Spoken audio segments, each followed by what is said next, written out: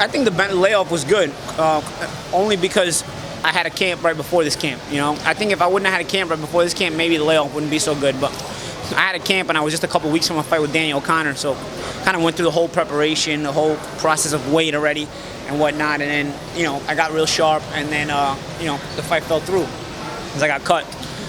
So I think that in and of itself started my weight at a lower weight to start a new camp. I was already pretty sharp to start a new camp. So I think because of that, the long layoff benefited me because I was able to recover, yet be really sharp to start this camp, which is such an important training camp. So you know, we'll see. Again, I mean, we'll see how it plays out Saturday. I feel good, and I'm hoping to show my best on Saturday and take, like I said, take the approach round by round.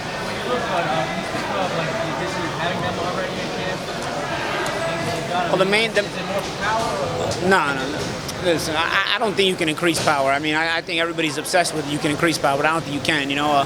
So I think my thing was, as I get older, I was having a little bit more trouble with the weight. I was having a bit more trouble recovering after weigh-ins, and I wanted a guy that was intelligent enough to let me know how to eat right, what to take, what vitamins you're lacking when you make weight, because you start to deplete yourself as you make weight, and you know, make sure you're replenishing yourself the right way, and yet not putting on the weight. Like I said, I've worked with a lot of guys, but I've never made weight this easy before. You know, not to say that it's been a piece of cake, but at the same time, you know, I'm coming in here today, and I could make weight with this workout. You know what I mean? Like, and I'm never that close 2 days from weigh-in.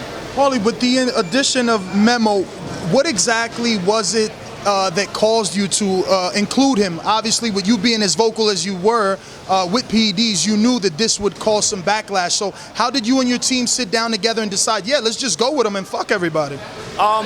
He actually approached me back in January. I'm friends with Jean Pascal, and Jean was in training working the Deontay Wilder fight, and he approached me and said, you know, I can help you.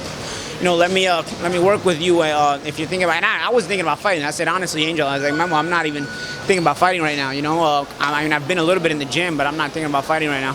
And so when I started camp, I didn't contact him. And then he contacted me again on Twitter, and he said, you know, hey, man, you know, what do you think of, you know, getting together and, you know, what the things I told you, you know, well, I can really help you. Just give me a chance, you know.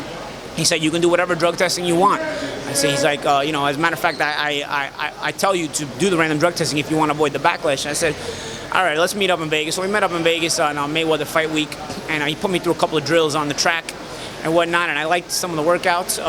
And then little by little, we came to an agreement as far as the deal we were going to make for the fight. It was already in the midst of the O'Connor camp. Like I said, I was already being drug tested as I spoke to him, so I haven't been off random drug testing since April, you know. So he's been a good addition, and like I said, I think the biggest factor is the way I made weight. So hopefully I'll feel good and I'll feel rejuvenated, and it'll show itself on Saturday.